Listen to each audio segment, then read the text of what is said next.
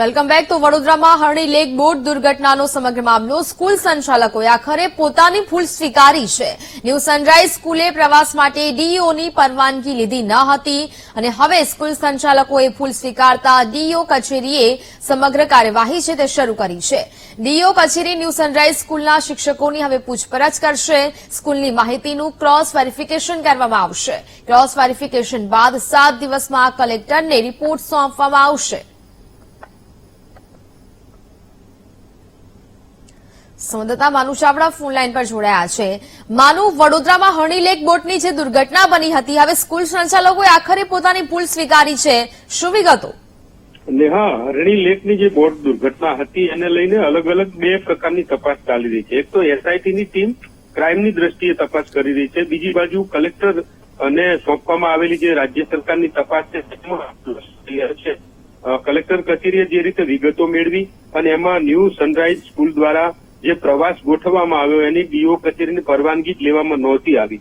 School સંચાલકો પોતાની ભૂલ સ્વીકારતા હવે ડીઓ કચેરીએ કાર્યવાહી શરૂ કરી છે। ડીઓ કચેરી દ્વારા ન્યૂ સનરાઈઝ સ્કૂલના શિક્ષકોની પૂછપરછ કરવામાં આવશે। સ્કૂલની માહિતી પ્રોસેસિંગ કર્યા બાદ સમગ્ર રિપોર્ટ છે કલેક્ટરને સુપરત કરવામાં આવશે। આમ રાજ્ય સરકારે જે કલેક્ટરની અધ્યક્ષતામાં કમિટીની રચના કરી છે ને એની આખી તપાસ છે ચાલી રહી છે। ક્યાં કોની ચૂક રહી ગઈ એને લઈને તપાસ કરવામાં આવી રહી છે।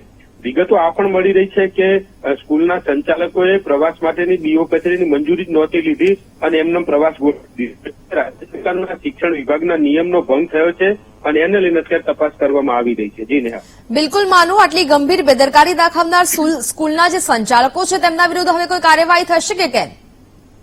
નેહા, ચોક્કસ કાર્યવાહી થવી જ જોઈએ, કારણ કે રાજ્યના શિક્ષણ વિભાગનો એક પરિપત્ર છે અને કોઈ પણ સ્કૂલે પોતાની જે પ્રવાસ ગોઠવે તો ડીઓ કચેરીને જાણ કરી અને સમગ્ર વિગત આપી અને ત્યારબાદ પ્રવાસની ગોઠવણ કરવાની હોય।